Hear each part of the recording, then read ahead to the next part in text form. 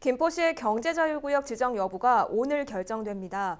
아직까지 김포시의 공식 입장이 밝혀지지 않은 상황인데요. 대구지구 ECT를 추진하고 있는 김포시의 기대감이 높아지고 있습니다. 취재 기자 전화 연결해서 자세한 이야기 들어보겠습니다. 이세진 기자, 정부 발표 아직입니까? 네, 당초 산업통상자원부는 오늘 낮 2시 경제자유구역 예비 후보지를 발표할 것으로 예상됐는데요.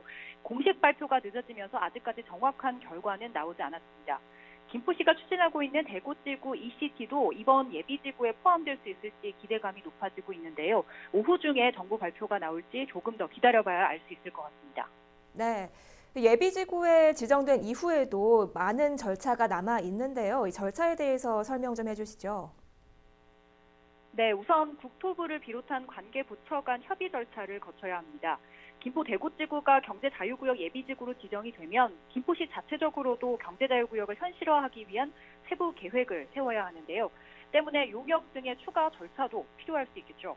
이런 과정을 모두 거친 후 경제자유구역위원회가 최종 심의를 거쳐 의결하면 본지구로 확정이 됩니다. 경제자유구역 확정은 오는 2021년쯤 이뤄질 것으로 예상하고 있습니다만 일정에 따라 시기는 유동적일 수 있습니다. 네, 많은 시민들이 예비지구 지정이 되기를 기대하고 있을 텐데요. 이번에 예비지구 발표를 앞둔 지역 안팎의 분위기가 어떻습니까?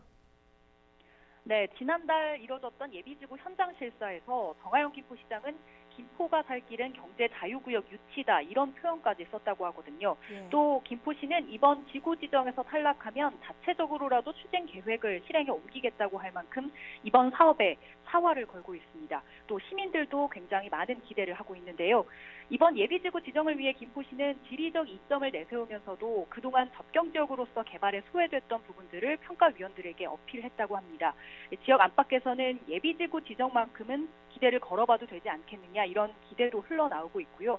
가능성도 높게 점쳐지고 있긴 합니다. 다만 산자부의 공식 발표가 아직 나오지 않았고 수도권 지역에 과연 경제자유구역을 내줄 것이냐 이런 우려도 있었기 때문에 결과에 대한 예측을 쉽게 하기는 어려운 상황입니다. 예, 이 가능성이 높게 점쳐지고 있기 때문에 더욱더 기대가 큰데요. 이 김포 대구지구 ECT가 경제자유구역으로 지정이 되면 어떤 효과를 기대해 볼 수 있을까요? 네, 경제자유구역은 조세 감면이나 규제 완화 같은 혜택을 주고 기업들의 투자 유치를 늘리는 특별 구역입니다. 경제자유구역으로 지정이 되면 향후 성공적인 기업 유치를 위해서 해당 경제자유구역의 정체성도 중요할 텐데요.